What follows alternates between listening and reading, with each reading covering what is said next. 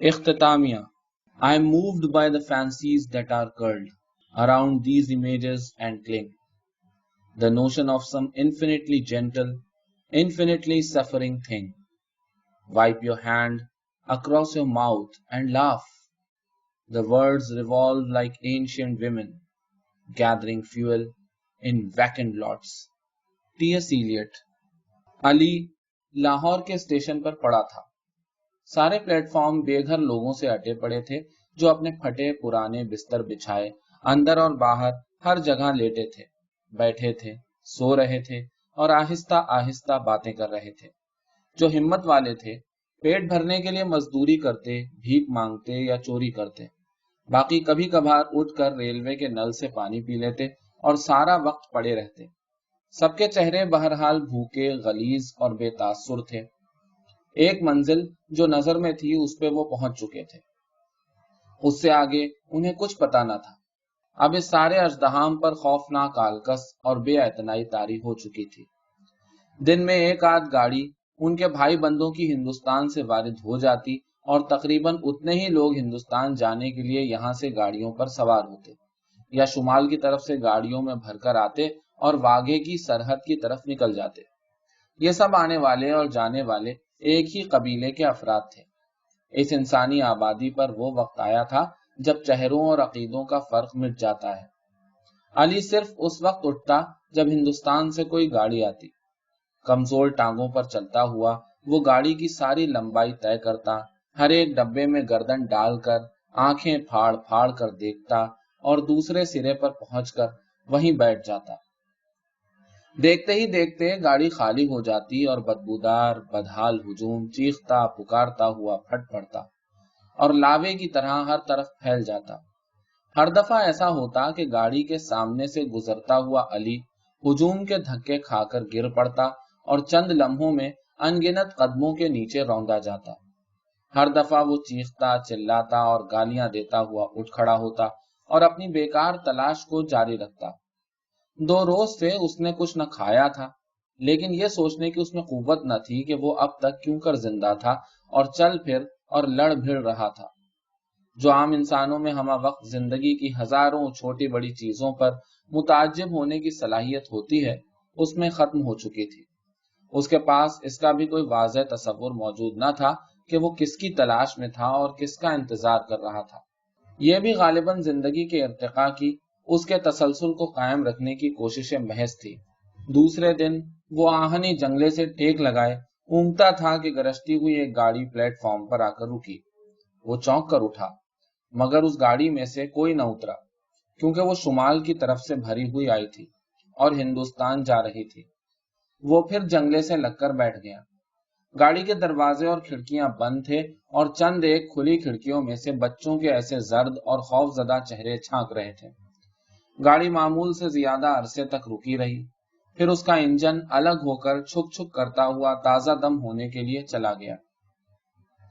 چاروں طرف کشیدگی کا عارضی سناٹا پھیل گیا اور غیر معمولی طور پر بڑھتا گیا. پھر باہر ایک شور اٹھا اور واویلا کرتے ہوئے لوگوں کا چھوٹا سا ہجوم اسٹیشن میں داخل ہوا. سامنے آتے ہی ان بظاہر غیر مسلح لوگوں میں سے ایک نے جیب سے پستول نکال کر ہوا میں 2 فائر کیے. دوسرے نے اس کے ہاتھ سے پستول چھین کر کھڑکی کے شیشے سے منہ لگا کر باہر دیکھتے ہوئے ایک زرد روح بچے کا نشانہ لیا. 1 2 3 4. پھر پلیٹ فارم پر سے تمام مردہ اور نیم مردہ لوگ حیرت انگیز جوش اور پھرتی کے ساتھ اٹھ کر گاڑی پر ٹوٹ پڑے. دروازوں اور کھڑکیوں کے ٹوٹنے کی آواز اکا دکا ہوتے ہوئے فائروں کی خشک پٹاخے دار آوازوں سے رول مل گئی.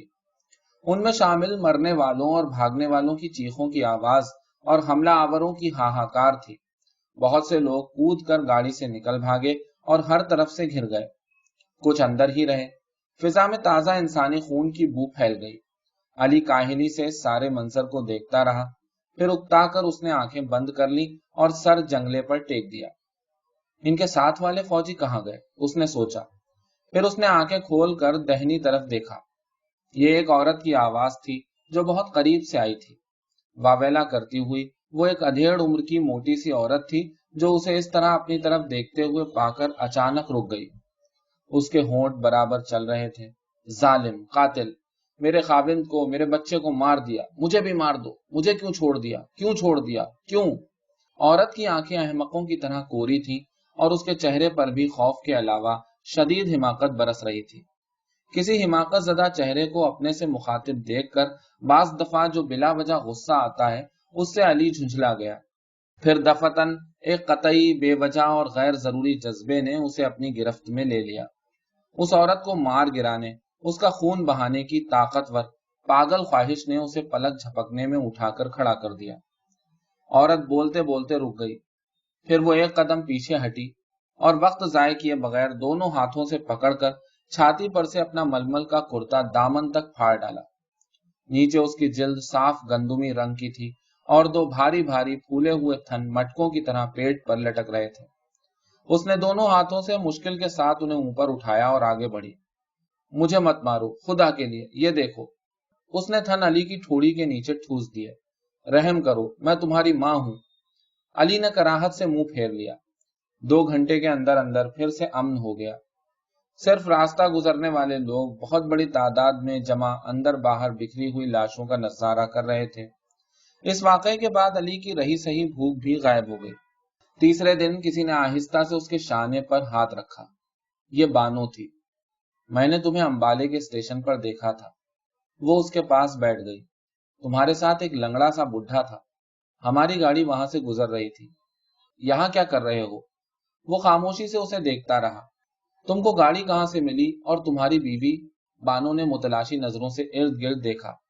علی نے بھی اس کی نگاہوں کے تعاقب میں چاروں طرف نظر دوڑائی، پھر نقاہت کے مارے آنکھیں بند کر لی۔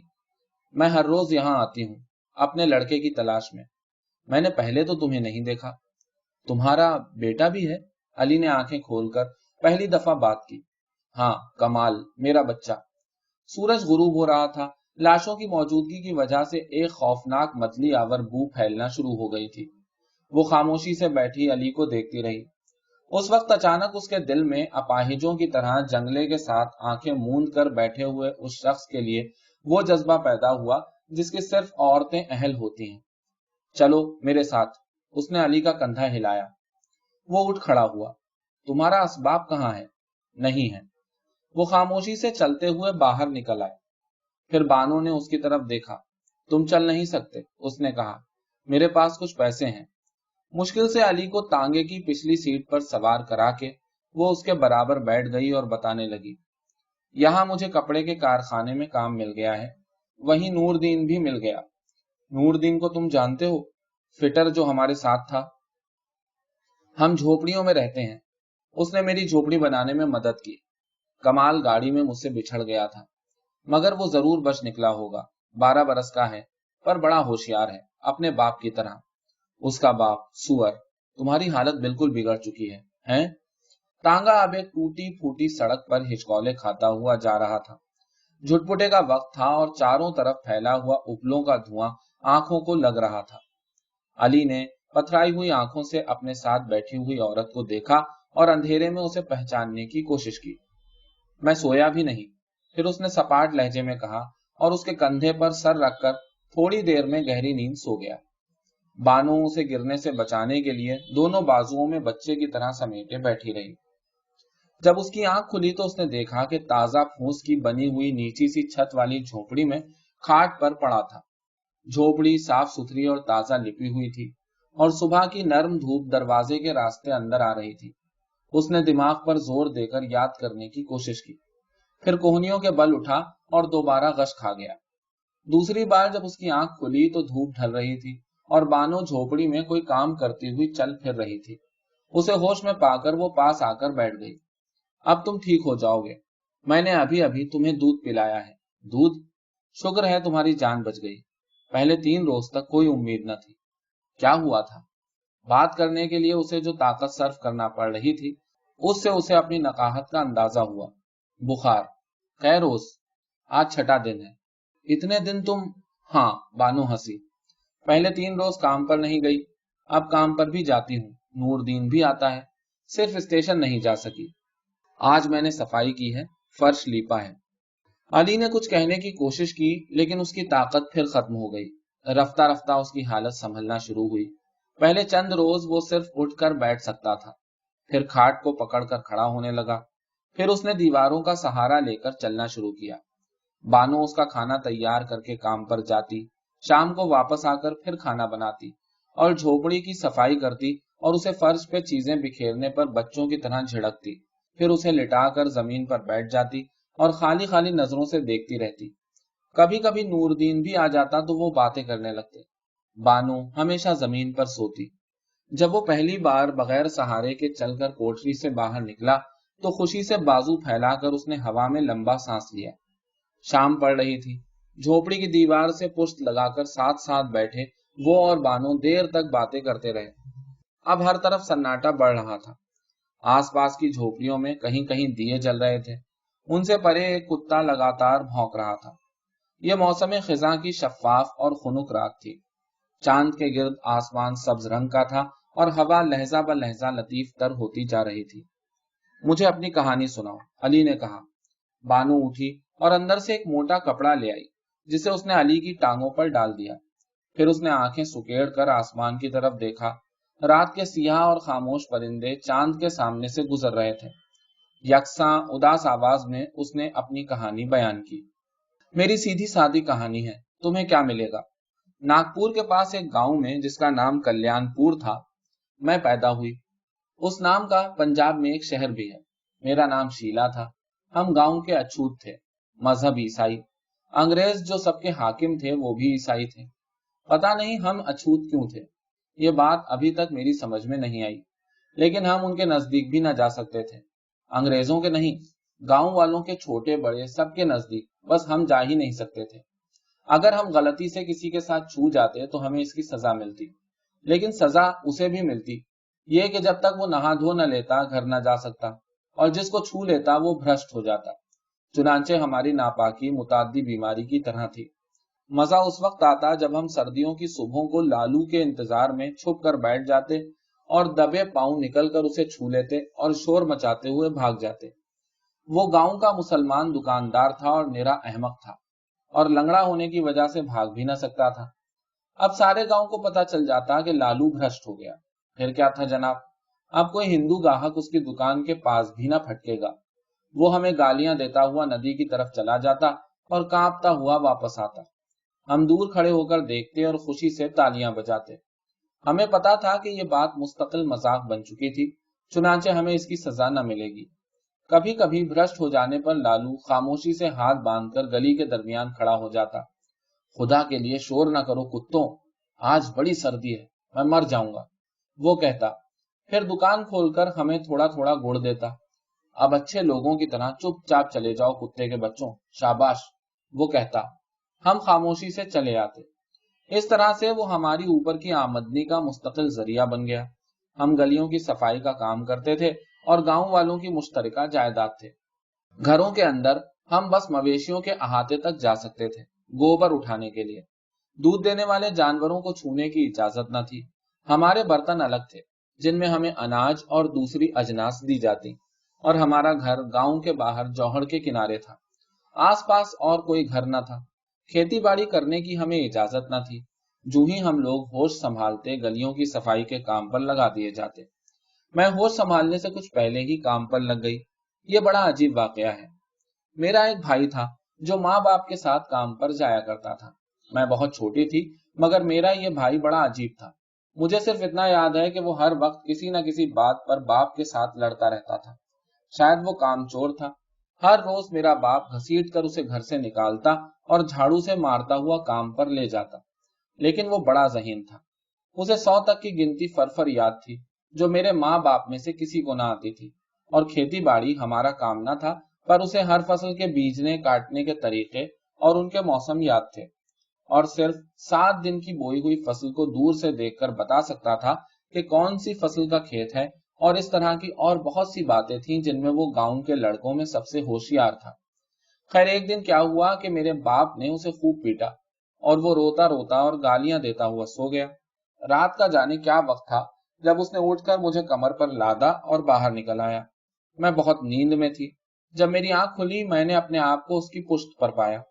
وہ جوہڑ کے کنارے کنارے چپ چاپ چلا جا رہا تھا۔ رات بڑی سنسان تھی اور جوہڑ کے پانی میں ستاروں کا عکس پڑ رہا تھا۔ ایک جگہ پر رک کر اس نے مجھے اتار دیا۔ اب میں نہاؤں گا، اس نے کہا، اور کپڑے اتار کر پانی میں کود پڑا۔ دیر تک ڈبکیاں لگانے کے بعد وہ باہر نکل آیا اور ننگ دھڑنگ میرے سامنے کھڑا ہو کر بولا، اب میں پاک ہوں، بتا۔ میری بالکل نہ سمجھی کی عمر تھی۔ جو میری سمجھ میں آیا میں نے کہہ دیا، اور میں نے کہا نہیں۔ وہ خوشمگی نظروں سے مجھے گھورتا ہوا دوبارہ خاموشی سے پانی میں اتر گیا اور خوب مٹی مل مل کر نہایا۔ پھر اس نے باہر نکل کر اپنا سوال دہرایا، اب پاک ہوں، بتا۔ مجھے پتا تھا وہ پاک نہیں ہے۔ میرے دوبارہ نہیں کہنے پر اس نے زور کا چانٹا میرے گال پر رسید کیا، پھر دوسرا، پھر تیسرا، پھر چوتھا، یہاں تک کہ میرے کان سنسنانے لگے اور مجھے لگا جیسے اب میں عمر بھر کے لیے بحری ہو گئی ہوں۔ مگر اس وقت خوف کے مارے چیخ بھی میرے حلق سے نہ نکلی۔ اس نے خاموشی سے کپڑے پہنے اور میرا ہاتھ پکڑ کر گھر کی طرف چل پڑا۔ گھر کے نزدیک پہنچ کر اس نے بڑے آدمیوں کی طرح سینے پر ہاتھ باندھے اور میرے سامنے کھڑا ہو گیا۔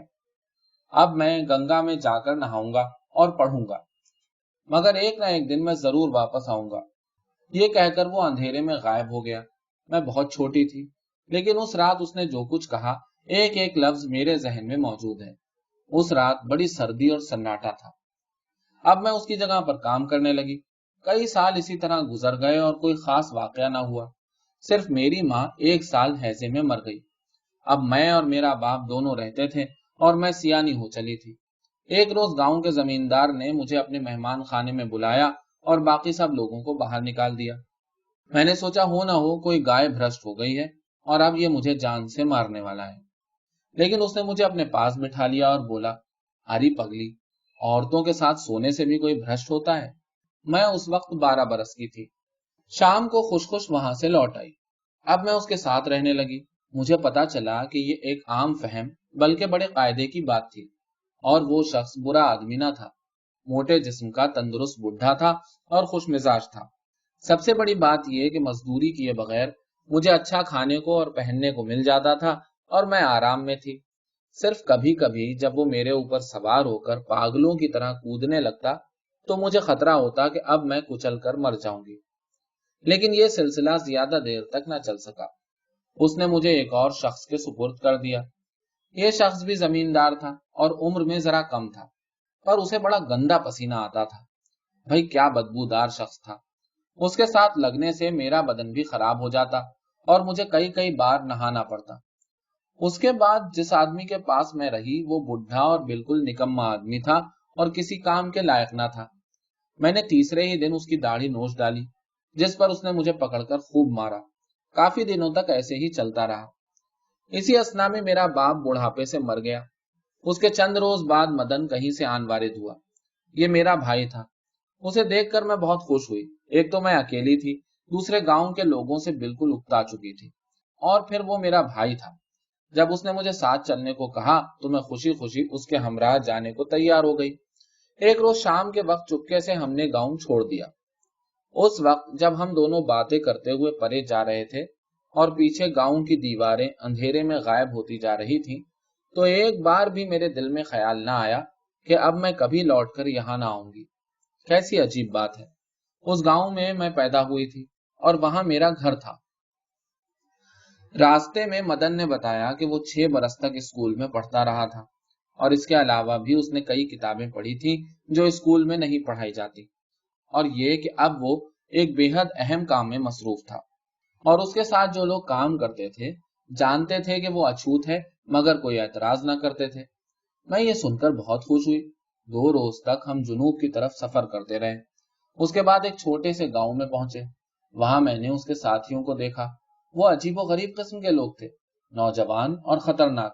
کافی دنوں کے بعد مجھے پتا چلا کہ یہ دہشت پسندوں کا گروہ تھا جو زیادہ تر ریل گاڑیوں کو بارود سے اڑانے اور ڈاک خانوں کے تار کاٹنے کا کام کرتا تھا۔ یہ معلوم کر کے مجھے بہت افسوس ہوا، کیونکہ مدن میرے لیے چھوٹے موٹے دیوتا کا درجہ رکھتا تھا، پر اب کیا کیا جا سکتا تھا۔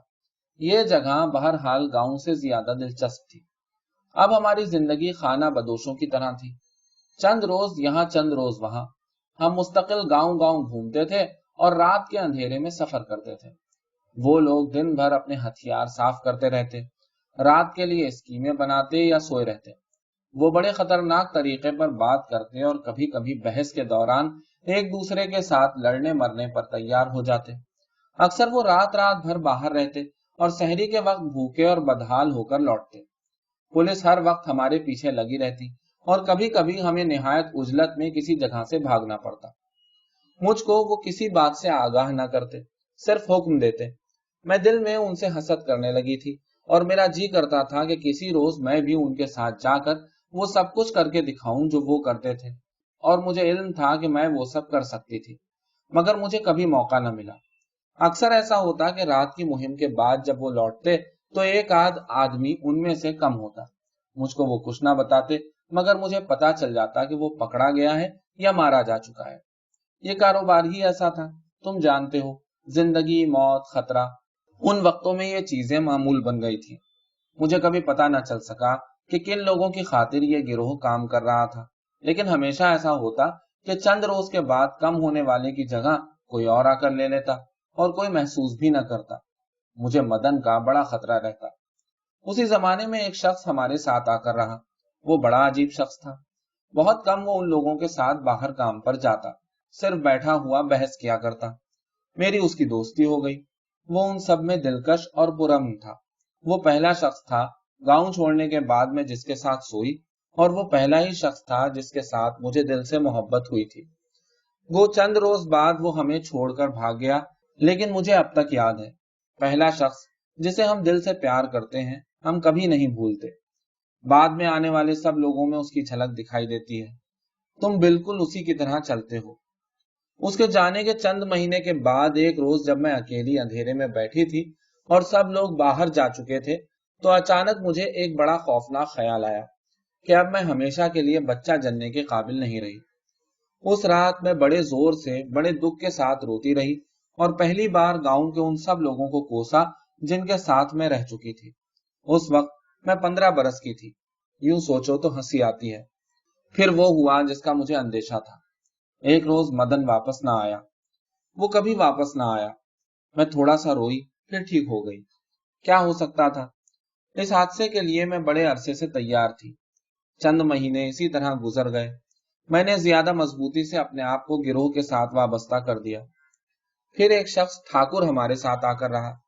اس نے ایک روز مجھ سے کہا، تم ہندو ہو جاؤ تو میں تمہارے ساتھ شادی کر لوں، کیا فرق پڑتا ہے؟ میں نے کہا۔ پھر انہوں نے خود ہی کسی طریقے سے، جو اب مجھے یاد نہیں رہا، مجھے ہندو کیا اور میری شادی کر دی۔ مجھے اس سے دلچسپی نہ تھی، مگر اس بات سے مجھے بڑی عجیب سی خوشی ہوئی کہ عمر میں پہلی بار باقاعدہ میری شادی ہو رہی تھی۔ کچھ عرصے بعد وہ بھی مارا گیا۔ اب گروہ ٹوٹنا شروع ہوا۔ وہ لوگ اپنی جانوں سے کھیل رہے تھے، میری کون پرواہ کرتا تھا۔ کچھ مارے گئے، کچھ پکڑ لیے گئے، حتیٰ کہ ایک روز میں اکیلی رہ گئی۔ شیلا ٹھاکر میرا نام تھا۔ اس کے بعد کوئی خاص بات نہ ہوئی، تمہیں پتا ہی ہے۔ میں وہاں آ گئی جہاں تم نے مجھے دیکھا، مگر میں تم سے کئی برس پیشتر وہاں پہنچی اور کپڑے کے کارخانے میں کام شروع کیا۔ وہیں پر میں لال سے ملی جو کارخانے میں ٹائم کیپر تھا۔ وہ بڑا مہربان اور نرم دل آدمی تھا۔ مجھے کارخانے کے کام کی عادت نہ تھی، اس لیے میں اکثر دیر سے پہنچتی، لیکن وہ کبھی میرا ٹائم نہ کاٹتا اور میرے ساتھ بڑی محبت سے پیش آتا۔ چونکہ میں اکیلی تھی، وہ کبھی کبھار میری خیریت پوچھنے کے لیے گھر کی طرف بھی آ نکلتا۔ رفتہ رفتہ ہم اکٹھے رہنے لگے۔ وہ بڑے اچھے دل کا آدمی تھا۔ یہ اس کی مہربانی تھی کہ ایک روز اس نے کہا، تم مسلمان ہو جاؤ اور میرے ساتھ نکاح کر لو۔ اس طرح ٹھیک نہیں، میں نے کہا، مجھے کچھ پتا نہیں، بس میں تمہارے ساتھ رہنا چاہتی ہوں۔ اس نے مجھے مسلمان کیا، میرا نام بانو رکھا اور ہمارا نکاح ہو گیا۔ اس کے بعد دو خاص واقعے ہوئے۔ ایک تو یہ کہ مجھے اس سے واقعی محبت ہو گئی اور میں نے اس کی غیر موجودگی میں اس کے متعلق سوچنا اور اس کا انتظار کرنا شروع کر دیا۔ دوسرا واقعہ یہ کہ کمال پیدا ہوا۔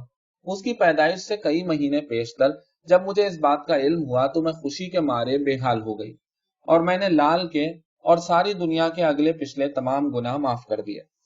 اس کی پیدائش کے 2 سال بعد لال ایک دوسری عورت کے ساتھ جا کر رہنے لگا۔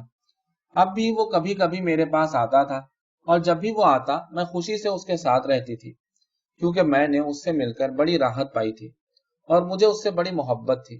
اور پھر وہ ابھی تک اسی طرح معصوم اور صاف دل تھا۔ لیکن سوال مہربانی اور نرم دلی کا نہیں، سوال یہ ہے کہ مرد ایک عورت کے ساتھ رہ سکتا ہے یا کہ نہیں۔ اور میرا یہ خیال ہے کہ نہیں رہ سکتا۔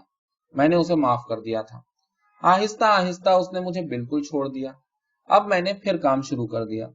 ہر روز میری اس کی کارخانے کے دروازے پر ملاقات ہوتی اور وہ ہنس کر میرا حال پوچھتا اور میں بھی ہنس کر جواب دیتی۔ میں الگ رہتی تھی اور خود محنت کر کے کھاتی تھی۔ میں کیوں ناراض ہوتی؟ جب تم آئے تو میں اکیلی رہ گئی تھی۔ ایک روز تمہیں پیچھے سے چلتے ہوئے دیکھ کر چونک پڑی۔ تمہاری چال ہزاروں آدمیوں میں اسے پہچان لیتی ہوں۔ پر چھوڑو، یہ بیکار قصہ ہے۔ اس کے بعد یونین اور ہڑتالیں اور پتہ نہیں کیا کیا ہوا، تمہیں تو پتہ ہی ہے۔ کئی بار مجھے نکالا گیا، مگر میں کسی نہ کسی طرح اسی شہر میں رہی اور کام کرتی رہی۔ پھر یہ ہندو اور مسلمان کا قضیہ چل نکلا۔ مجھے اس سارے قصے سے کوئی دلچسپی نہ تھی، مگر چونکہ میرا بچہ تھا اور وہ مسلمان تھا، اسے لے کر ادھر آ جانا پڑا۔ رستے میں وہ بھی بچھڑ گیا۔ میری زندگی کی سیدھی سادی کہانی ہے، اس میں کوئی خاص بات نہیں۔ تم ابھی کمزور ہو، اتنی ٹھنڈک میں باہر مت بیٹھو، چلو اب اندر۔ اندر جھوپڑی کے وسط میں کھڑے ہو کر علی نے ایک بھرپور نظر اس پر ڈالی۔ وہ عورت جو اس سے 10 برس بڑی تھی، اس کا شفیق اور بے باک چہرہ تھا اور روشن آنکھیں تھیں، اور اس کا جسم ابھی ڈھلا نہیں تھا۔ وہ بلا کی عورت تھی۔ تم وہاں جاؤ، علی نے چارپائی کی طرف اشارہ کر کے کہا۔ بانو نے پسو پیش کرنی چاہی، لیکن اس کی بھاری نگاہوں کے سامنے خاموشی سے جا کر چارپائی پر بیٹھ گئی۔ علی سینے پر ہاتھ باندھے خالی خالی نظروں سے دیے کی لو کو دیکھتا رہا، پھر کونے میں سے ایک رسی اٹھا کر جھوپڑی کے آر پار باندھنے لگا۔ جب باندھ چکا تو ایک موٹا کپڑا اس پر پھیلا دیا، جس نے کوٹری کو 2 حصوں میں تقسیم کر دیا۔ یہ کیا کرتے ہو؟ بانو کی آواز آئی۔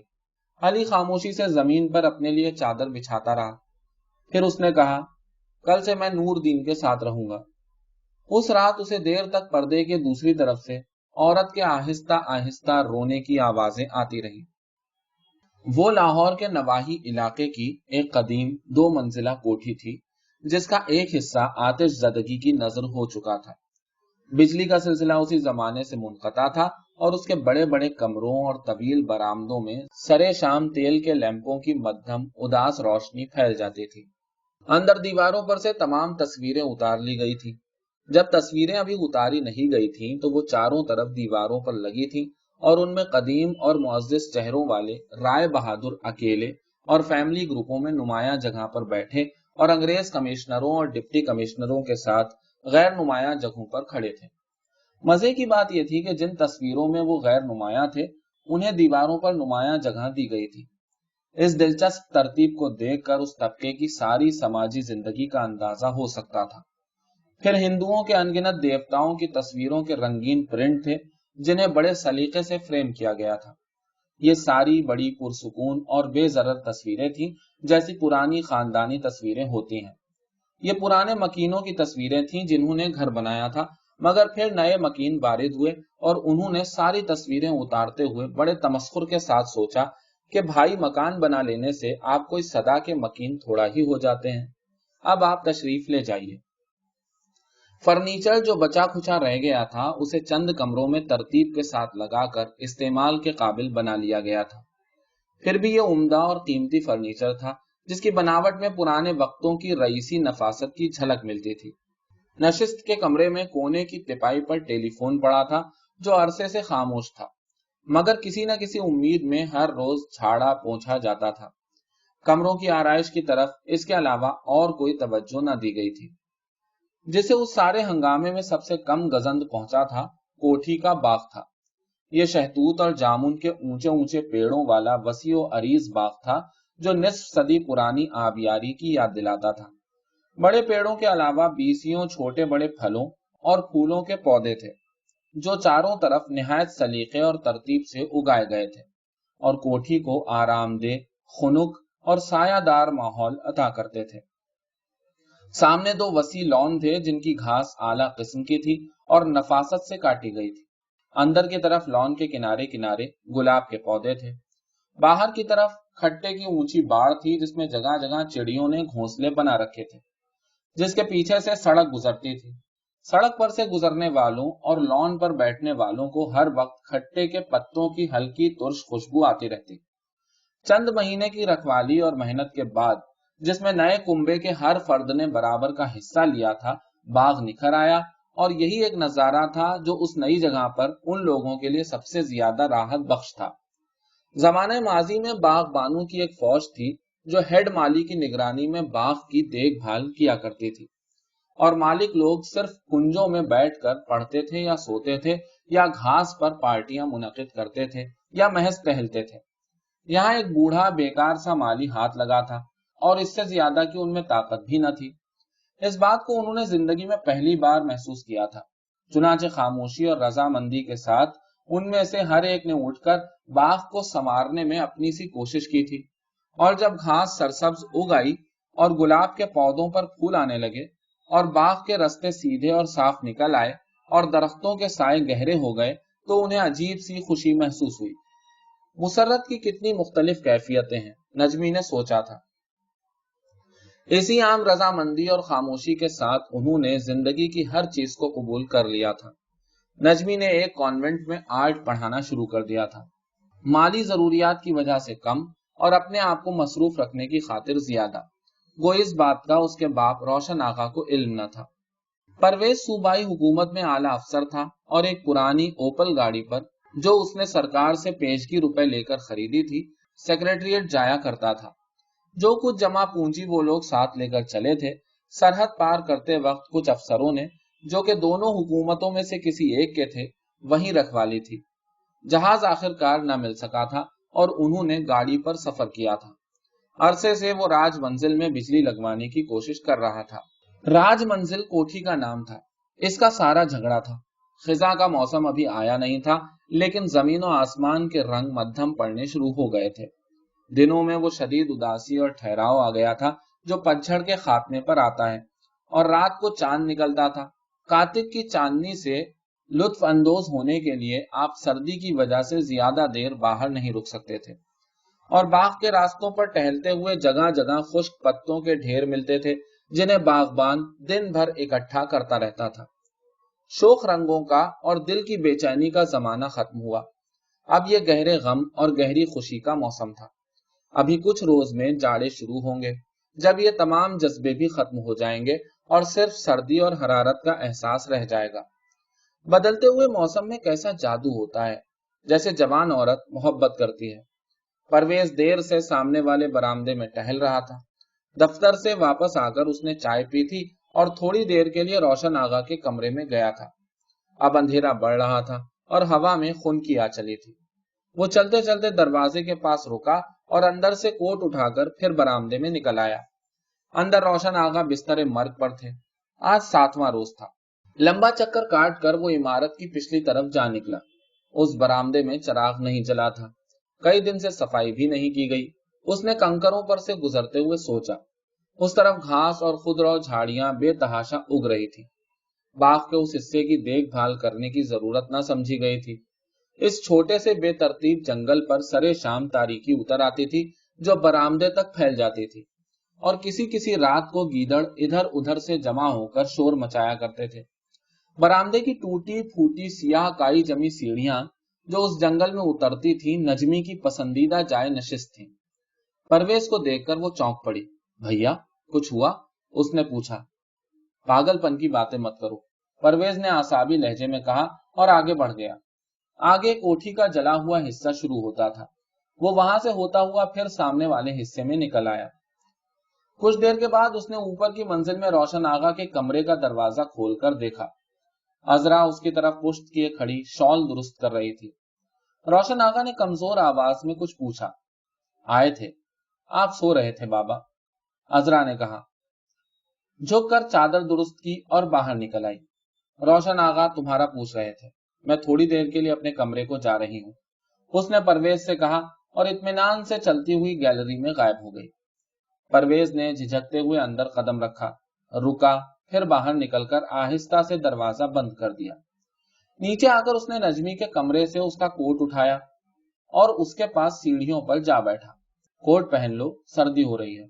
चांद की रोशनी बरामदे के एक हिस्से पर पड़ रही थी। उनके सामने लंबी घास तारीकी में सरसरा रही थी। परवेज ने कोट का कॉलर खड़ा कर लिया।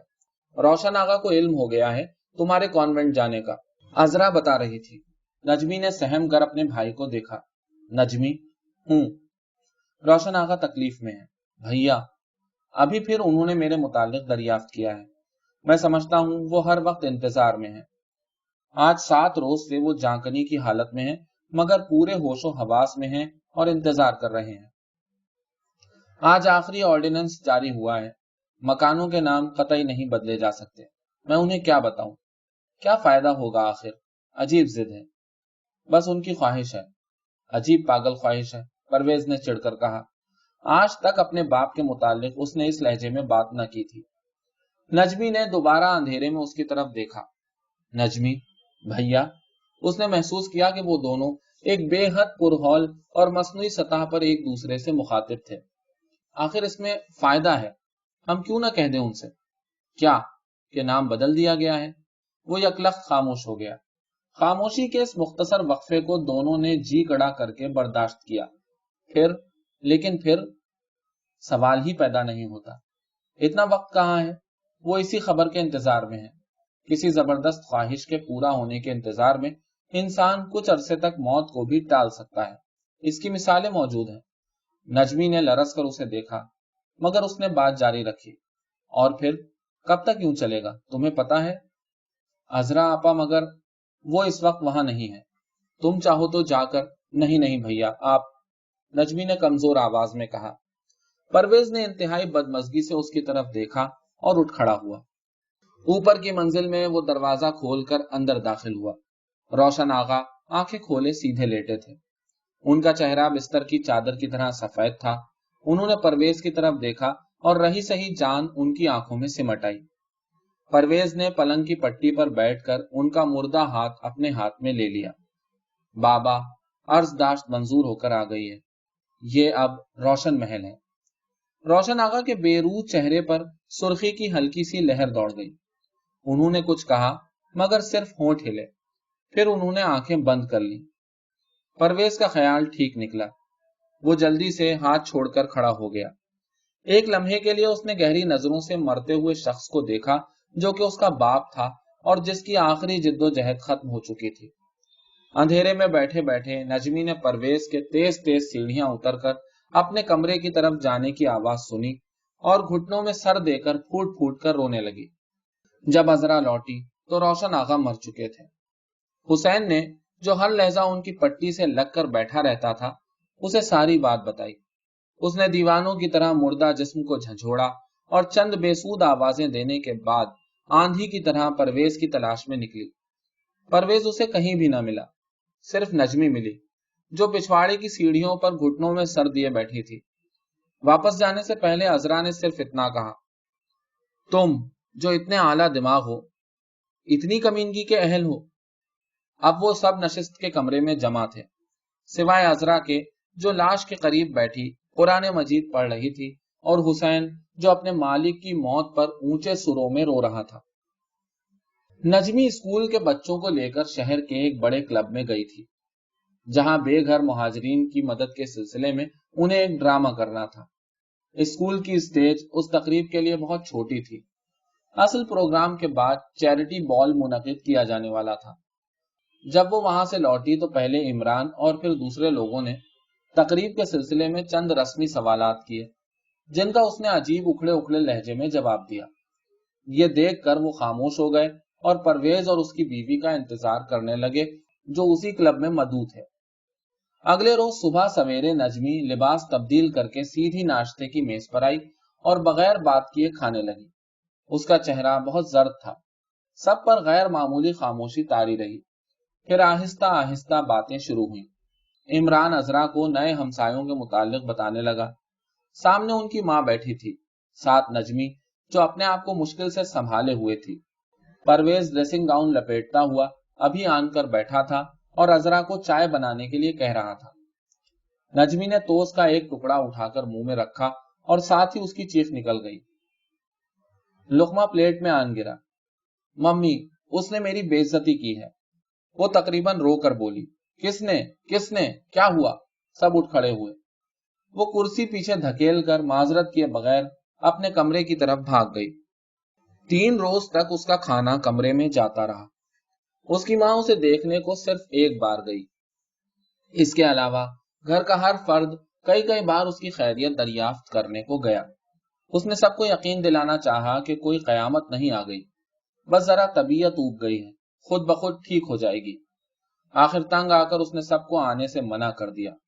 घर भर में बहरहाल सख्त तशवीश फैली हुई थी, क्योंकि उसके कमरे का लैंप भी बहुत शाम पड़ने पर जला करता था।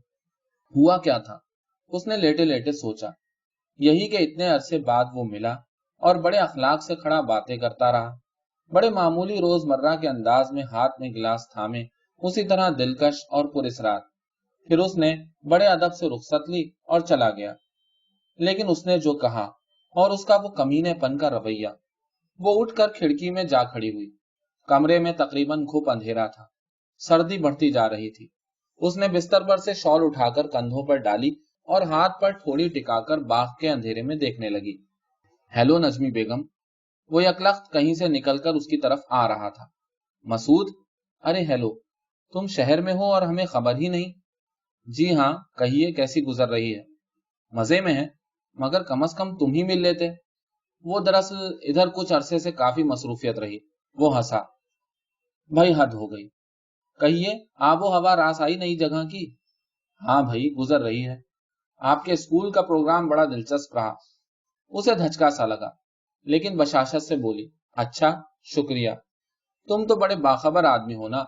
वो दोबारा हंसा। परवेज साहब ने बताया था। वो खामोश रही। उनसे एक आध बार यहीं पर मुलाकात हुई। बिजली के मुहाकमे के हाथों खासे नाला थे। अभी हम अंधेरे में हैं, नजमी ने खुशदिली से कहा। और वो आपके यहाँ एक तकरीब हुआ करती थी, नजमी बेगम, सुना था। परवेज कब बन रहे हैं रोशन आगा? हमें मधु करना मत भूलिएगा। अरे नहीं भाई। आंसू उसके गले में आकर अटक गए। वो खामोश खड़ा ग्लास में से जर्द रंग का मशरूब पीता रहा। फिर उसने बड़े अदब से झुक कर रुखसत ली। आपसे तो अब मुलाकात होती रहेगी। अभी अभी एक बहुत पुराने दोस्त की झलक दिखाई दी है इस मजमे में। पेशतर इसके कि वो फिर गायब हो जाए। वो आप भी बड़ी पुरानी दोस्त हैं। खुदा हाफिज। आप लानत हो, नजमी ने दिल में कहा। रक्स शुरू होने पर वो अपने कोने में बड़े मुतमईन, बड़े खुशफहम अंदाज में खड़ी रही, जैसे कि उसे किसी बात का, किसी वाक़े का इंतजार न था। सामने मसूद एक नौजवान औरत के साथ नाच रहा था और हंस रहा था और बातें कर रहा था। अच्छा नाच लेती है, नजमी ने बेध्यानी से सोचा। फिर वो नाचते हुए उसके करीब से गुजरे। मान मसूद ने एक मुख्तसर लम्हे के लिए बड़ी गहराई, बड़े तन से उसकी तरफ देखा, जैसे ये सारी तैयारी उसने उसे एक लम्हे के लिए की थी। ब्रेवो, उसने सरगोशी में कहा और गुजर गया। नजमी ने दहल कर इधर उधर देखा। हो सकता है कि उसकी वो छिछलती हुई निगाह उसके लिए मखसूस न हो, और जो कुछ उसने कहा महज अपनी रक्स की साथी से कहा हो। उसने सोचना चाहा, लेकिन वो किसी का इंतजार किए बगैर तीर की तरह बाहर निकल आई। 3 दिन, और ये मुख्तसर सा मंजर उसके जहन पर नक्श होकर रह गया। खुदाया, उसने खिड़की बंद कर दी। अब घटा टोप अंधेरा था और वो कुर्सी पर बैठी थी। 27 बरस, उसने दफतन सोचा। चंद महीने में 28 बरस हो जाएंगे। कैसी अजीब बात है। ये सारा वक्त, सारा अजीम शान वक्त बेकार में गुजर गया। मेरी सारी तालीम, तरबियत, जिंदगी की आला अक़दार जिनमें यकीन करना मुझको सिखाया गया, आला दिमाग, आला जिंदगी, इन सारी बातों के बावजूद आज मैं इस जगह पर आ गई हूँ जहां इन सब से अलग होकर अपने मुताल्लिक सोच रही हूँ। शायद मैं बूढ़ी हो गई हूँ। आज से 28 बरस के बाद मैं कैसी लगूंगी? मुझे क्या गरज, किसी को क्या गरज। खिजा का मौसम भी गुजर गया, हम क्या कर सकते हैं। अब यहाँ पर घटा टोप अंधेरा है और बहुत सी जिंदगी मेरे करीब से तेजी के साथ गुजर गई है। सारे गीत पुराने हो गए, सारी चीजें इतनी कदीम, इतनी कोहना साल हैं, मेरे समेत। लेकिन अगर मैं समझूं कि मैं वक्त से अलग थलग एक मुकम्मल और खुद मुख्तार इकाई की तरह से बैठी रही, तो ये सरासर गलत है। जिंदगी मेरे अंदर से गुजरी है, मेरे सर में से, मेरे सीने में से, मेरे पेट में से, मेरी टांगों में से, और वक्त के निशान मेरे ऊपर मौजूद हैं। आसारे कदीमा मेरे चेहरे पर, छाती पर, पेट पर, टांगों पर मैंने देखा है। अब मैं क्या करने वाली हूँ? क्या? उसने एक एक करके सारे कपड़े उतार कर फर्श पर गिरा दिए और अंधेरे में कुर्सी का सहारा लिए खड़ी रही। बाहर तारीक गैलरी में से कोई गुजरा। अंदर उसने सिर्फ पाँव की चाप सुनी, किसी की मौजूदगी को महसूस न किया। वहां सिर्फ वो मौजूद थी, अपने सारे एहसास, सारे इदराक, सारी उम्र के साथ। उसने अंधेरे में हाथ फैलाया और आंखें फाड़ फाड़ कर देखने लगी, हत्ता कि उसे सुझाई देने लगा। उसकी टांगें, कमर, छाती, बाजू एक मुबहम और बेतुका, बेहयत हेयोला, बेरंग, बेबू, बेकार। ये कुर्सी भी ज्यादा खूबसूरत है, उसने बेतुकेपन से सोचा। अब वो आहिस्ता आहिस्ता अपने सारे जिस्म पर हाथ फेर रही थी। पहले कई बार उसने अपनी टांगों पर और अपने पेट पर हाथ फेरा था, लेकिन आज तक कभी अपने जिस्म को इस हालत में ना पाया था। उसे कराहत होने लगी और घबरा कर उसने दोनों बाजू लटका दिए। अब वो आहिस्ता आहिस्ता फर्श पर चलने लगी। कमरा मानूस था और वो सारे रास्तों, सारी चीजों से वाकिफ थी। ठोकर खाए बगैर वो सारे कमरे में घूमती और अपने आप को चलते हुए देखती रही।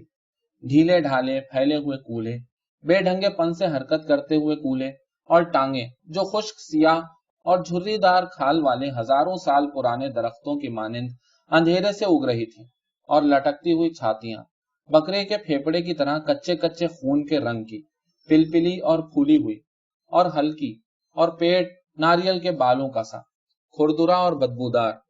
फिर कूल्हे, बेढंगेपन और बेशर्मी से हरकत करते हुए कूल्हे। रुको, रुक जाओ, बे आवाज शोर के साथ कोई चीखा। यकलख्त वो जहां की तिहां सड़क पड़ गई।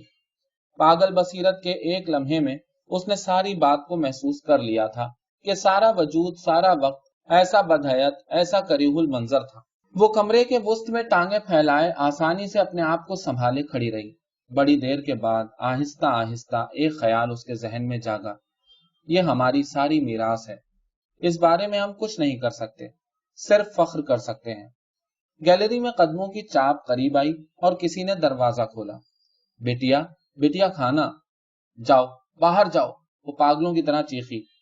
खादिमा बदहवास होकर उल्टे पांव भाग गई।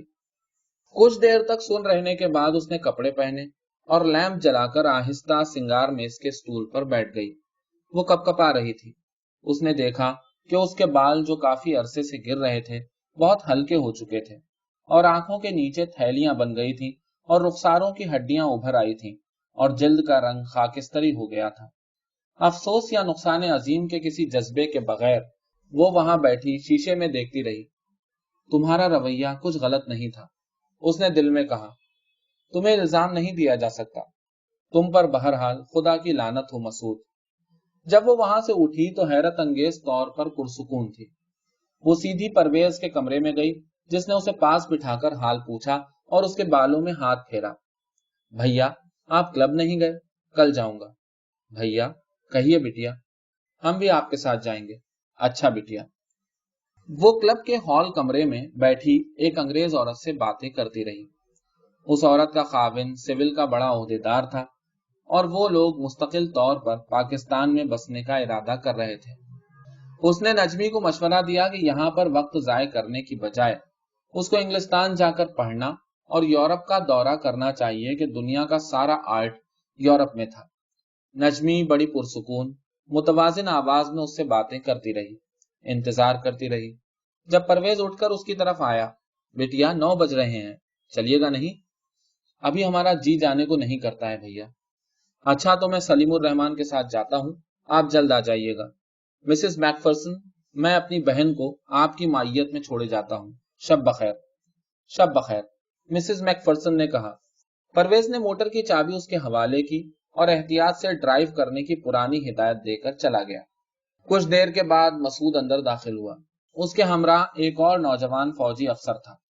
उनके करीब से गुजरते हुए उसने झुककर सलाम किया और दूसरे कोने में जाकर बैठ गया। हॉल में से लोग उठ उठकर बगल के कमरों में जाना शुरू हो गए थे, जहां बिलियर्ड और शतरंज हो रही थी और लाइब्रेरी थी। नजमी ने उठते हुए मामूल से ऊंची आवाज में अपनी साथी से माजरत की और बाहर निकल आई। बरामदे में चांदनी थी और सुतूनों के साए थे और हवा में खुशगवार खुनकी थी। वहां खड़े खड़े उसने अपनी मोटर की तलाश में नजरें दौड़ाई। सामने क्लब के वसी तर लॉन पर खामोश, ख्वाब आलूद चांदनी फैली हुई थी। अंदर से हल्के हल्के कहकहों और बातों की आवाजें आ रही थीं। वो अकेली अकेली बरामदों में घूमती फिरी। उसे इतना अजीब लगा। फिर वो मगरिबी बरामदे की तरफ लपकी। अंदर वो हॉल के फर्श को उबूर करके मगरिबी दरवाजे की जानिब आ रहा था। हॉल में रेडियोग्राम पर कोई रिकॉर्ड बजाने लगा। बरामदे की सीढ़ियों पर नजमी को खड़ा पाकर वो ठिठक गया। वो बड़े मामूली लाताल्लुक अंदाज में खड़ी थी और बड़ी खूबसूरत लग रही थी। हेलो नजमी। हेलो, उसने सादगी से कहा। राजी खुशी? राजी खुशी, वो हंसा। पुरानी बातें इन जगहों पर अजीब लगती हैं। आइए टहलें। मैं घर जा रही हूँ। लोग इतना तंबाकू पीते हैं। ताजा हवा की मोहब्बत में तड़प कर बाहर निकला हूँ। अंदर लोगों के पास ढेरों गाड़ियां हैं। मेरी बेचारी ओपल जाने कहां दुबकी खड़ी है। उसने बड़े एतमाद से कहा। आइए तलाश करें। तलाश करने के बजाय वो लॉन के किनारे किनारे टहलते रहे। मसूद सिगरेट जलाने के लिए रुका। फिर उसने सर उठाकर नीचे से ऊपर तक उसे देखा। वो जो धीमी मुतवाजिन चाल से आगे आगे जा रही थी, उसने सब्ज रंग की साड़ी पहन रखी थी जिसमें सितारे टके थे, और उसकी चाल में, सारे जिस्म की हरकत में इतनी ग्रेस, इतना लहराव और इतनी उठान थी। और उसका जिस्म कम वक्त बराबर पहुंचकर उसने सोचा कि ये भरपूर जवान औरत बड़ी हसीन, बड़ी दिलफरेब थी। नजमी, एक दफा मैंने कहा था कि रोशन महल में सिर्फ तुम्हारी खातिर आता हूँ, याद है? नजमी ने नीम संजीदगी, नीम तमस्कुर से उसे देखा। उसका ये पुराना दिलकश अंदाज और आंखें सियाह पुरस्रार ज़हीन, और ऊपर उठा हुआ खूबसूरत मगरूर सर और खड़ी नाक क्लासिकल, और उसकी आवाज इतनी नर्म, इतनी पुरसुकून। क्लासिकल तहजीब, दिमाग, इसमें कोई इश्वा अदाई, कोई इश्वा नुमाई नहीं। मसूद ने सोचा, खुदाया, ये कैसी बला की पुरकशिश औरत है। हाँ, तो याद है तुम्हें? उसने कहा। नजमी के कदम तेज हो गए और अरसे का रुका हुआ गुस्सा उसके दिमाग को चढ़ा। वो बिल्कुल भूल गई कि ये सारी तैयारी उसने महज इस वक्त के लिए की थी। रुको नजमी, सुनो, मुझे तुमसे बात करनी है, बेहद जरूरी। भाई हद है। वो और तेज हो गई। मसूद ने दोबारा उसे रोकने की कोशिश की। ठहरो, एक लहजा। मुझे अफसोस है, मगर सुनो, मैं तुम्हारे घर आ सकता हूँ? तुम बड़ी खूबसूरत लड़की। भाई वाह, कमाल है, उसने खफगी से कहा और गाड़ी में बैठकर दरवाजा बंद कर लिया। वो दरवाजे पर झुका रहा। तुम जो कहो, लेकिन मैं जरूर आऊंगा। तुम्हें मेरी बात सुनना पड़ेगी। मैं तुमसे शादी करना चाहता हूँ। वो इंजन स्टार्ट करते हुए सख्त झल्ला गई। सारी गुज़िश्ता खिफ़्फ़त, शर्मिंदगी, शिकस्त और कमीनगी यकलख्त गुस्से की तुंद लहर बनकर उठी और उस पर छा गई। शब बखैर, उसने तेजी से कहा। मसूद जिद्दियों की तरह टांगे फैलाए, सीने पर हाथ बांधे खड़ा, दूर तक मोटर की रोशनियों को देखता रहा। अगली बहार के मौसम में उनकी शादी हो गई। इस बात को चंद महीने गुजर चुके थे। मसूद की तैनाती एक गैर आबाद सी छावनी में हो गई थी, जहां वो पत्थरों के बने हुए एक मकान में रहते थे। समुंदर वहां से करीब था और उनकी सबसे बड़ी तफरीह साहिल समुंदर पर जाकर टहलने में थी।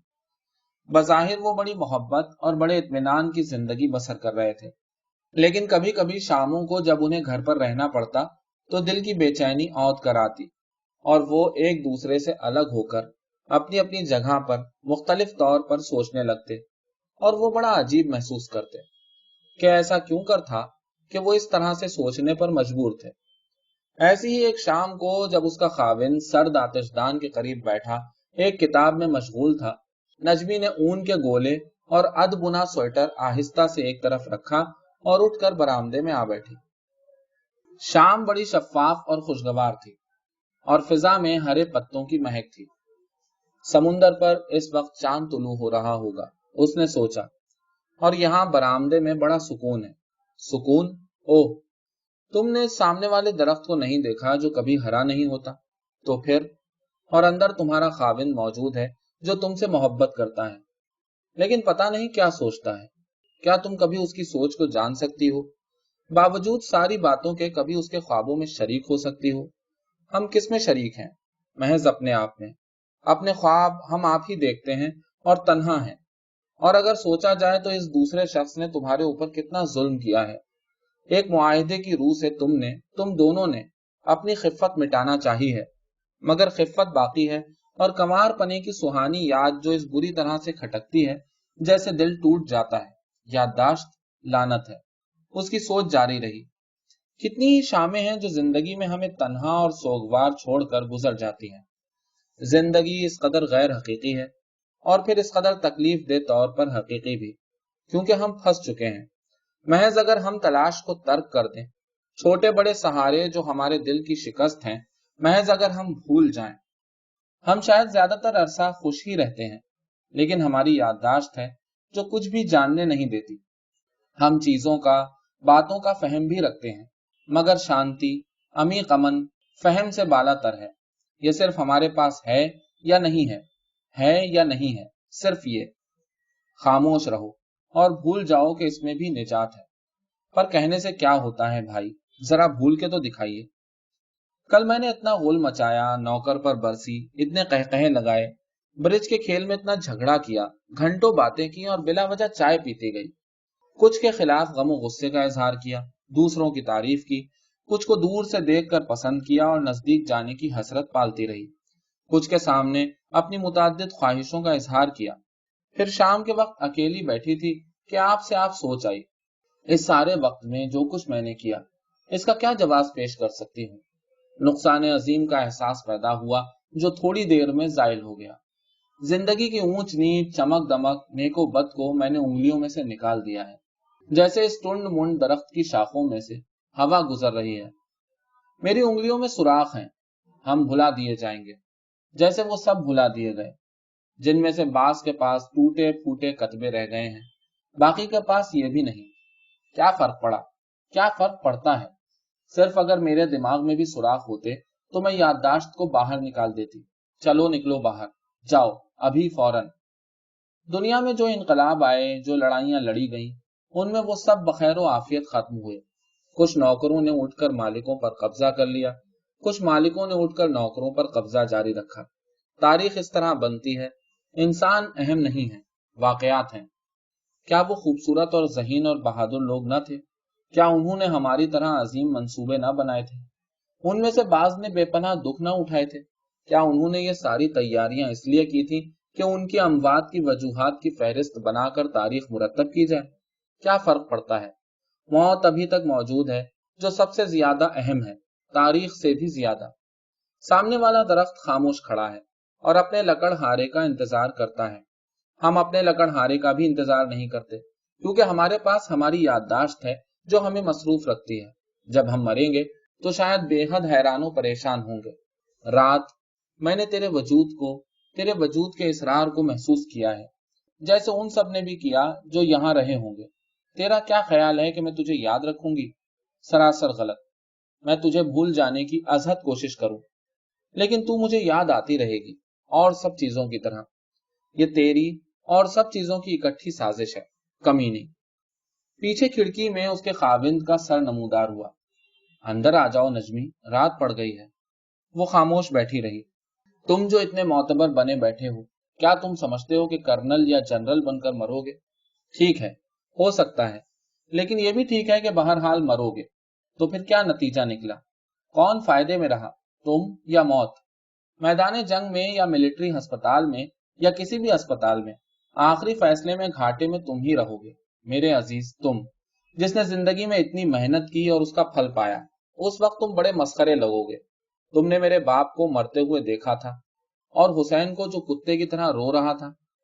कितने ही दुख हैं जिन्हें हम नजरअंदाज कर देते हैं इसलिए कि वो दूसरों के होते हैं, लेकिन दूसरों की जिंदगियां हमारी जिंदगियों में शामिल हैं, उनके दुख हमारे दुखों में।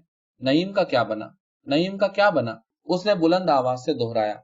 शायद फसादात में मारा गया, कुछ ठीक पता भी नहीं, करीब से मसूद ने जवाब दिया। वो जाने कब का आकर उसके पास बैठा हुआ था। नजमी ने उकताहट से उसे देखा। तुम क्या जानते हो? तुम तो खुद मुब्तला हो और भुगत रहे हो, और इस अजीम भरम को कायम रखने में मसरूफ हो।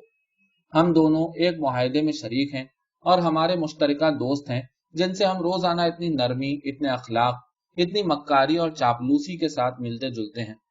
हम सब एक बड़े मुआहदे में शरीक हैं। हम क्या जानते हैं? महज ये भरम। फिर एक अजीब वाकया हुआ। मसूद उसका हाथ पकड़कर उठ खड़ा हुआ। चलो। कहाँ?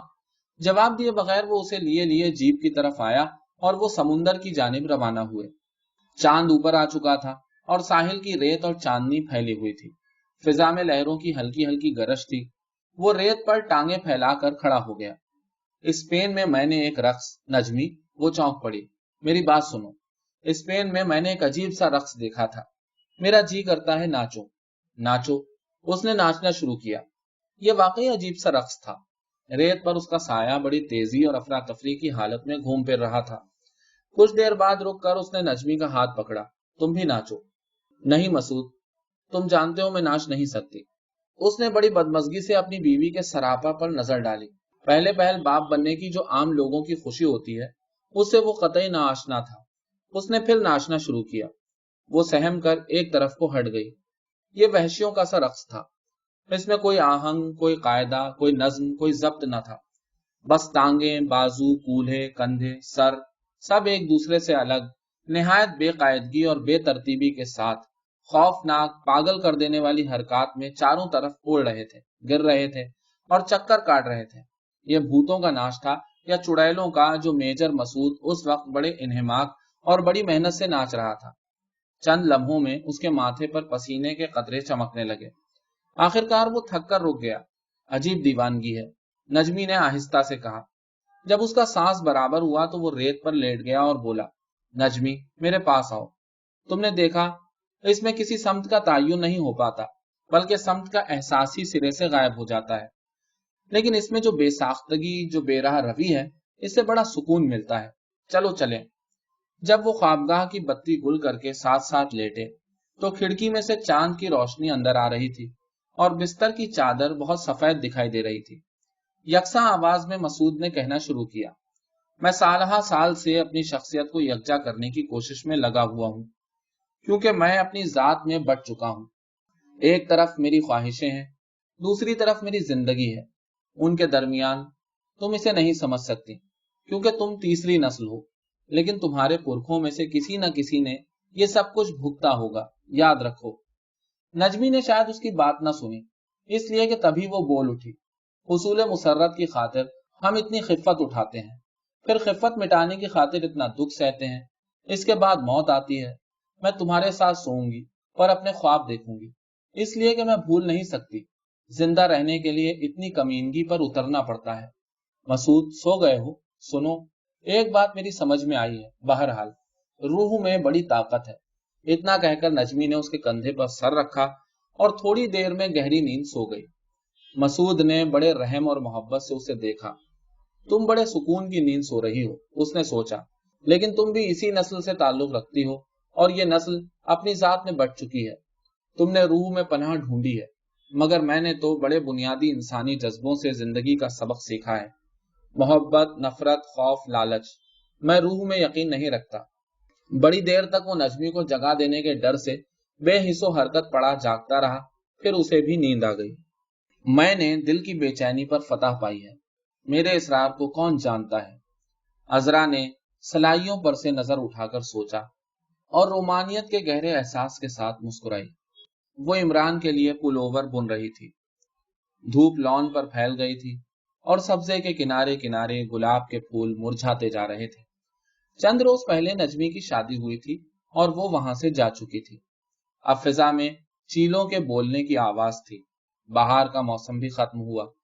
मेरे इसरार को कौन जानता है, उसने दोबारा सोचा। लेकिन ये सोच उन मादूदे चंद ख्यालात में से एक थी जो कभी कभार आप से आप उसके दिमाग में आते चले जाते थे। अमूमन वो सोच से घबराती थी कि ये उसके लिए बड़ा मुश्किल काम था। हमेशा की तरह उसका जहन एक काहिल आगाही की हालत में काम करता रहता था, लेकिन जहन की इस छुट्टी के ना होने के बावजूद उसके जीने के एहसास में कभी कोई कमी वाक़ई न हुई थी। वो सब कुछ जानती और महसूस करती थी और जिंदा रहने के कदीम अमल को उसने मुकम्मल तौर पर अपने आप में जज्ब कर लिया था, और इससे उसके वजूद में वो तवानाई पैदा हुई थी जिसके सहारे वो और दुनिया के करोड़ों छोटे छोटे इंसान रोजाना जिंदा रह रहे थे। वो दिन रात के सारे काम बड़े सुकून, बड़ी आगाही और नर्म रवि के साथ करती थी। उसकी जिंदगी में शिकायतों और पछतावों का वजूद न था कि यह भी उसके लिए बड़ा मुश्किल काम था।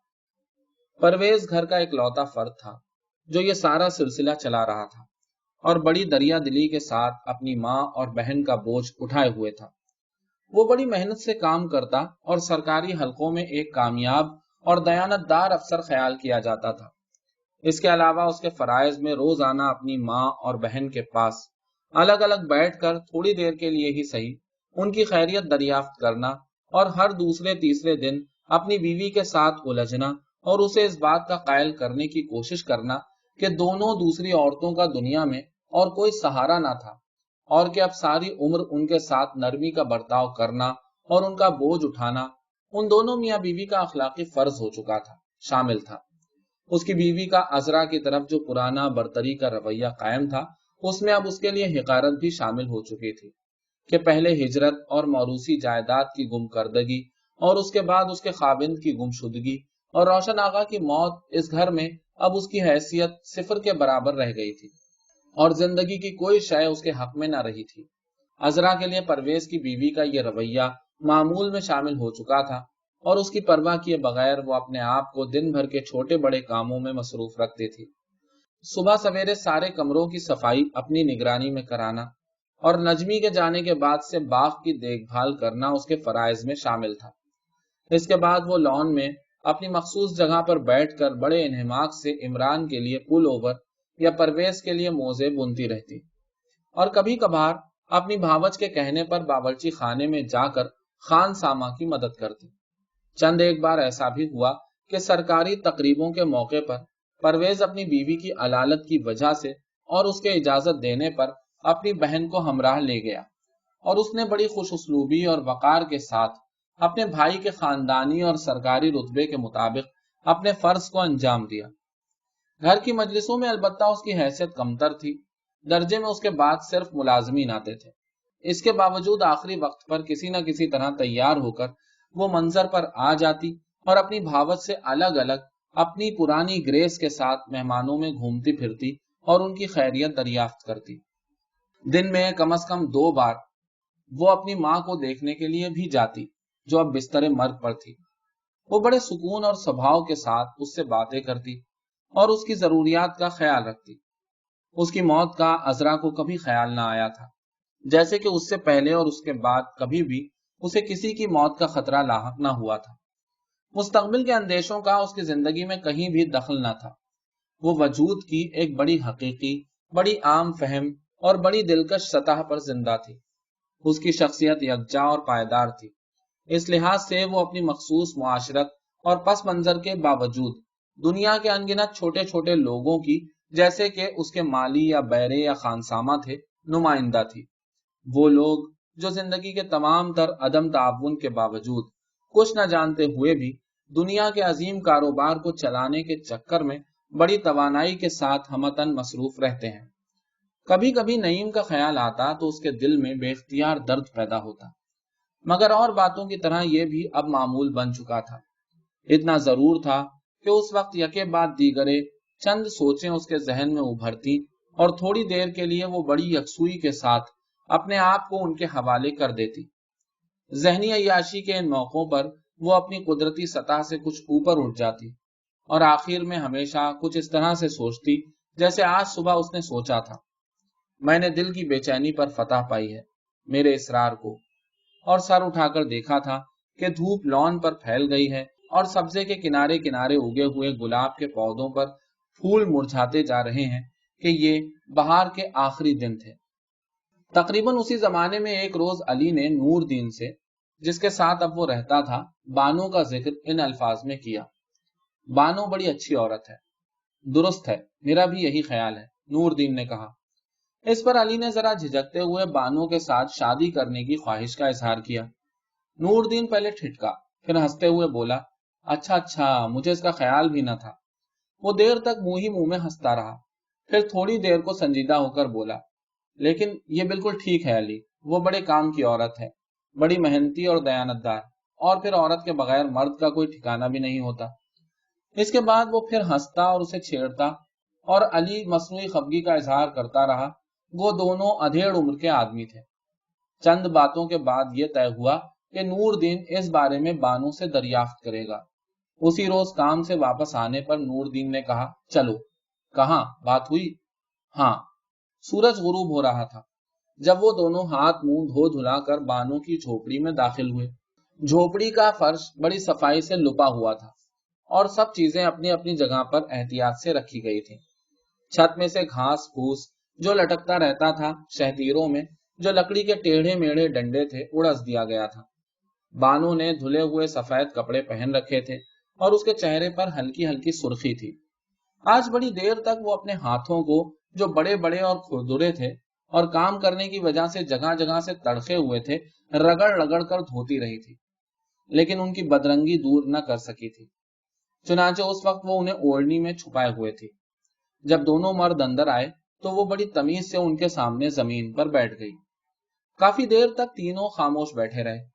جب کبھی کسی دو کی نظریں اتفاقاً آپس میں ٹکرا جاتی تو وہ کھسیانے سے ہو کر ادھر ادھر دیکھنے لگتے۔ تینوں اپنی اپنی جگہ پر اپنے آپ کو نہایت بدھو خیال کر رہے تھے۔ کسی کو بھی بات شروع کرنے کا ڈھنگ نہ آتا تھا، حتیٰ کہ جھوپڑی میں اندھیرا اتر آیا اور بانو چراغ جلانے کے لیے اٹھی۔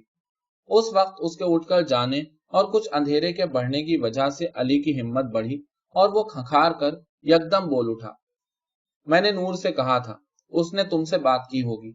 ظاہر ہے میں وہ رکا، تمہیں پیار سے رکھوں گا، میں گھر بنانا چاہتا ہوں، تم بھی تو؟ ہاں تم بھی۔ اس کا چہرہ سرخ ہو گیا۔ وہ زمین پر دیکھتی ہوئی خاموشی سے آ کر بیٹھ گئی۔ ٹھیک ہے، علی نے کہا اور خاموش ہو گیا۔ پھر نور دین نے آہستہ آہستہ بات شروع کی اور سادہ الفاظ میں اسے بتایا کہ علی محنتی اور دیانت دار آدمی تھا اور کہ مرد کے بغیر عورت کا کوئی ٹھکانہ بھی نہیں ہوتا، وغیرہ وغیرہ۔ کمال میرا بچہ؟ اچانک اس نے سوال کیا۔ اوہ، علی جھنجھلایا، ابھی تک تم نے اس کا خیال نہیں چھوڑا؟ اتنا عرصہ ہو گیا، مگر وہ ضرور آئے گا۔ وہ بانو ایک دم بھڑک اٹھی۔ ٹھیک ہے، علی گھبرا کر بولا، وہ بھی ہمارے ساتھ رہے گا، ہم اسے بھی پالیں گے۔ پہلے پہل تو تمہیں پتا ہی ہے میں اس کو جانتا بھی نہیں، اور پھر وہ دوسرے مرد کا۔ بانو نے بفر کر اسے دیکھا، مگر ٹھیک ہے، رفتہ رفتہ میں اس کے ساتھ گھل مل جاؤں گا، جیسے ساتھ رہنے سے ہم سب کے ساتھ گھل مل جاتے ہیں۔ پھر وہ ہمارے گھر کا آدمی بن جائے گا، جیسے ہمارے اپنے بچے ہوں گے۔ میں اس کے ساتھ اچھا برتاؤ کروں گا، تم فکر نہ کرو، اس کی مدد بھی کروں گا۔ مگر ہم یہاں نہیں رہیں گے۔ کہاں جائیں گے؟ ہم گاؤں چلے جائیں گے۔ اس موقع پر انہیں باتوں میں مشغول پا کر نور دین آہستہ سے کھسک لیا۔ اسے جاتے ہوئے کسی نے نہ دیکھا۔ گاؤں کے لوگ سادہ دل اور دیانت دار ہوتے ہیں اور وہ ہماری مدد کریں گے، یہ میرے بھائی نے کہا تھا، اور یہ سچ ہے۔ ہم بھی گاؤں کے رہنے والے ہیں، ہم وہاں کھیتی باڑی شروع کریں گے اور آہستہ آہستہ گھر بھی بنا لیں گے۔ گاؤں میں گھر بنانا کوئی مشکل نہیں ہوتا، تم فکر نہ کرو۔ کھلی جگہ کی آب و ہوا بھی مفید ہوتی ہے۔ میرا بھائی، وہ کراہ کر چپ ہو گیا۔ مجھے اپنے بھائی کے متعلق کچھ بتاؤ۔ ابھی وقت نہیں، پھر کبھی صحیح۔ دونوں خاموش ہو کر جھوپڑی میں لیمپ کی بتی کے بھڑک کر جلنے کی آواز سنتے رہے۔ تیل ختم ہو رہا ہے، علی نے سوچا۔ دیر تک وہ بتی کے بھڑکنے کا تماشا دیکھتے رہے۔ پھر بانو نے اٹھ کر تیل ڈالا۔ تم باتونی تو نہیں ہو؟ اچانک علی نے پوچھا۔ میں بس، بانو نظریں جھکا کر سادگی سے بولی۔ تم تو جانتے ہی ہو۔ تھوڑی دیر کے بعد چراغ کی بتی پھر بھڑکنے لگی اور ان کے سیاہی مائل بڑے بڑے محنتی اور دیانت دار چہرے ایک ساتھ اس کی طرف اٹھ گئے۔ بانو نے اٹھ کر دوبارہ تیل ڈالا اور دھیمے لہجے میں اسے کمال کے بارے میں بتانے لگی۔ داؤد خیل، مئی سن 1956 تا جون سن 1961۔